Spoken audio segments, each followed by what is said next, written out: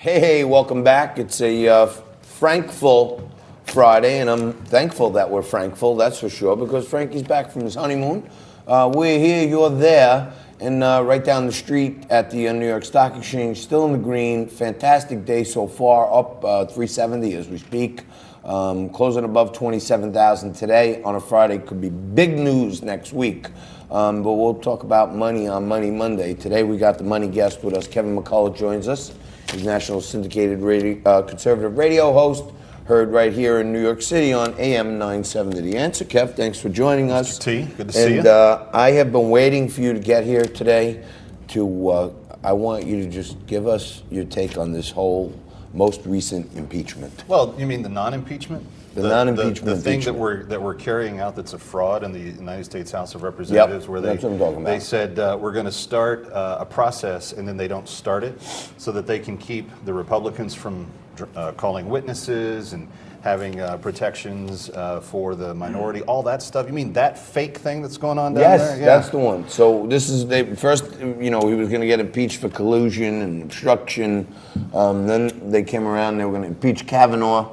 And now we got the Ukrainian impeachment. So right now I'm talking about the most recent impeachment. What's interesting about a few wrinkles of this story in the last few days is that there's been some pretty major concessions and development from the proceedings in D.C. and in Ukraine that the press isn't reporting on. For example, Volker's testimony, Frank was saying testimony shouldn't be behind closed doors. Absolutely, especially if you're talking about removing a president that was elected by the American people. Yep. And evidently, according to Congressman Lee Zeldin, who said on my show yesterday, Volker's testimony behind closed doors obliterates, absolutely obliterates the argument for what Adam Schiff has been putting forward. In addition to that, yesterday you had a ministry official, the Ukrainian MP, come out and say not only did Hunter Biden get $16.5 million in his cabal of people that they were paying off, but Joe Biden himself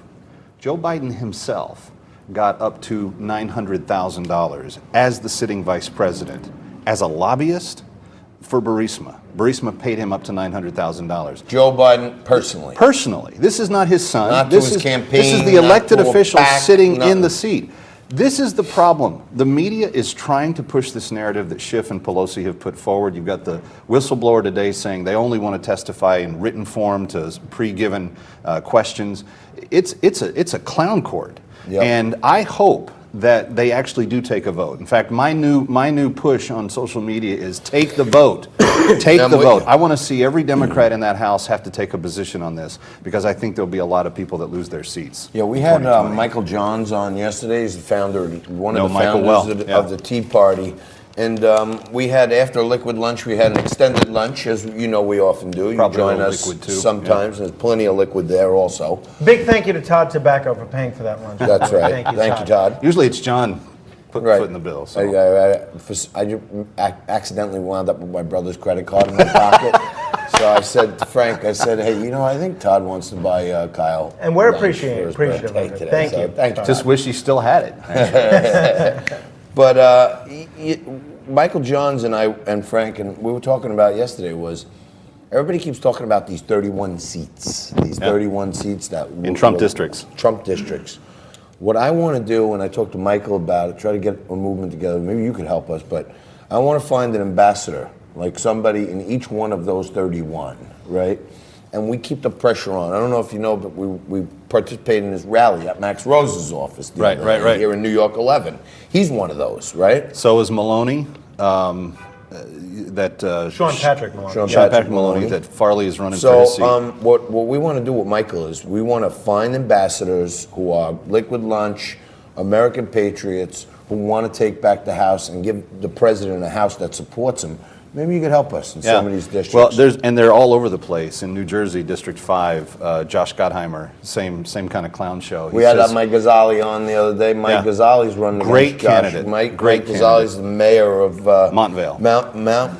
Montvale, New Jersey, and he's running against Gottheimer. He's one of our guys. He will help the president in a big time way. All right. Since you mentioned Hunter Biden, though, Kevin, I want to take us to Minnesota yesterday, where the president led this rally for 102 minutes, and he really doesn't didn't look tired. That's for 102 sure. minutes. After 60 minutes of this show, I'm exhausted. Take a look at what the president was saying with respect to Hunter Biden in Minnesota. It's almost there. We might have. Where's Hunter? Okay, get it. So where is Hunter? I want to see Hunter ask these questions. Hunter, you know nothing about energy. You know nothing about China. You know nothing about anything, frankly. Hunter, you're a loser. Why did you get $1.5 billion, Hunter? You know, I've been saying this for months. We don't even need writers on the show, okay? Because this guy is a one-man comedy show with his reality stuff, and he's right. What qualified Hunter Biden to make millions of dollars? That he was the president's son. But to Frank's point, if you actually had a real inquiry going on, according to tradition on impeachment, you would actually have Republicans being able to call witnesses, and I think witness number one that they would call first and foremost would be the former vice president's son. Well, I think you're right. It does make you wonder.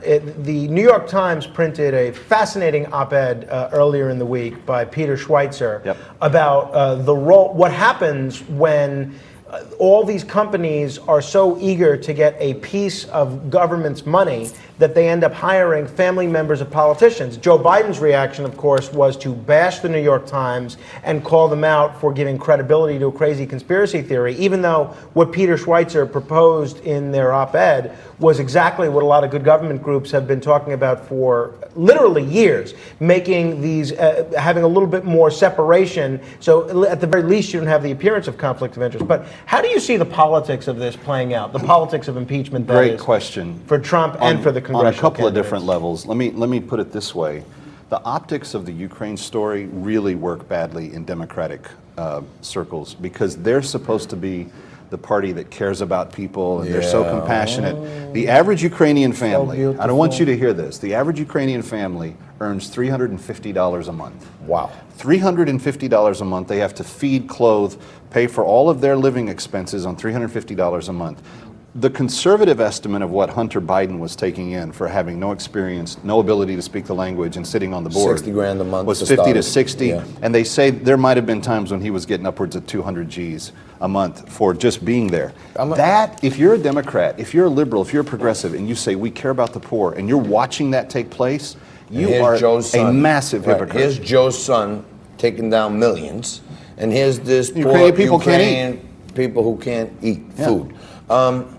I'm going to go on a limb here and say you probably know about this already, but another thing that the left-wing media forgets to report is Hunter Biden left his wife and married his brother's wife. Bo Biden's wife.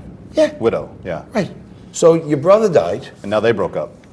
But the predicate act is just enough for me it's like, to think about what type of human. It's like something that should be airing on CBS at 2 in the afternoon. Yeah, it's like a Dateline episode or something. Like, did he do it or not? Well, yes, he Hunter did it. was also he left his wife for his dead brother's wife. Hunter also That's like needed help the sickest getting thing into ever. the military. He couldn't get into the military, so Joe Biden had to help him get in at 37. And he was only in for 6 months because he was actually disciplined and told to leave. So this is a guy that can't hold a job, evidently has lots of interesting values as it pertains to marriage and family, and is willing to starve poor people at the expense of getting uber wealthy. Wow. It's a troubled story. It is. And Donald Trump can tell that story on the campaign trail like nobody else can. He just said it perfect. You're a loser. He said, Hunter, you're a loser. Loser. Wait, hold on. It would be great if it was on. I'm gonna build a wall. Okay, no, it wasn't on there. Sometimes, Which he is. There's 70 miles of it built already. I'm going to build a wall right there where those silver blankets are hanging right now. You can't see them at home, but we're going to build that wall. Mexico is going to pay for those silver blankets. Mexico is definitely going to pay for that wall. I promise you they're going to pay for that wall. There's no question. Kevin McCullough, don't pay for a thing because he always joins us at the drop of a dime when we need him, and I appreciate you. Just a good lunch. As usual, the drinks are on the house. Thank you, sir. And you're always welcome at Liquid Lunch. You pop open a cold one. We're going to take a quick commercial break. We're going to come back right after this. We're going to mix it up with Rich Valdez and Walter Bragman. And we're going to continue on our mission for one thing, to make television great again.